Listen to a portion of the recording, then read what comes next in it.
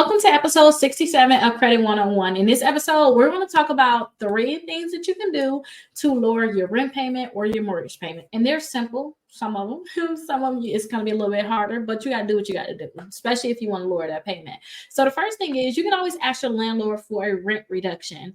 Yes, it's going to be hard, but let them know you have to get a rent reduction, especially when it's time for you all to renew your lease, because if they think it's going to be hard for them to get another tenant in there, they may let you lower your rent, especially when they know that you're leaving, because it's going to cost them more money to get a new tenant in there than to let you stay there. So try to see if you can get a rent reduction. And if you do get a rent reduction, make sure you keep it in writing. Make sure you send them a certified letter, making sure that they understand it and put on there, hey, if you not put anything, you don't send me back a letter, this is just confirm it, or get something with their signature on it. As long as their signature is on it, you're good. But don't just think that, oh yeah, they said I can lower my rent by $150 a month now.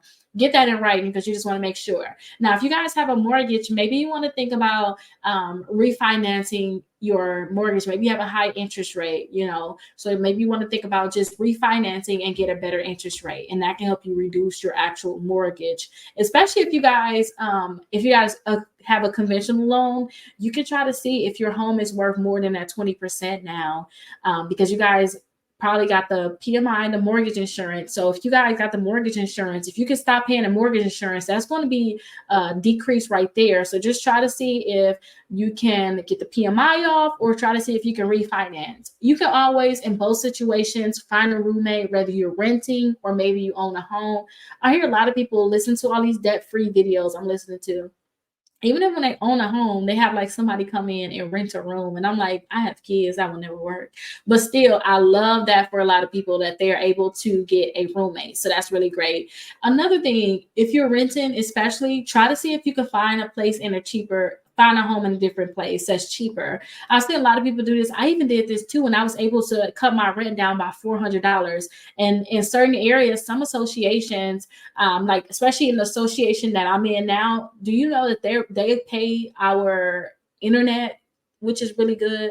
They pay our internet, so I don't have an internet bill anymore. Our internet, and we allowed to have 2 cable boxes, and it's with Spectrum. So I really love this. Try to find other areas, especially if you're renting, and renters also can get this too. So definitely try to see if you can find something like this, because this can help you out a lot. I know I was paying like $170.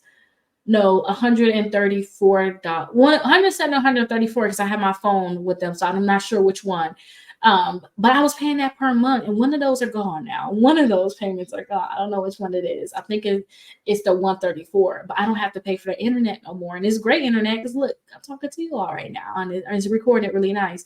And then also, you may want to think about, if you own your home, you may want to think about selling your home. Maybe your house is worth more now, and downsizing. And you don't necessarily have to downsize your house. Maybe you want to go and get a fixer-upper, and you want to actually fix a house, get some built-in equity, plus you got extra money from selling the house that you're in. So maybe you want to go ahead and find a cheaper home that way. That can be a great option for you. But I'll see you guys in episode 68, where we're going to talk about lowering your utility bill. I learned so much about this. I'm like I see when my mom was like, turn the lights off, or my daddy's like, turn the lights off. I said, okay. So definitely we're going to talk about how to lower those utility bills in episode 67. I'll see you all there.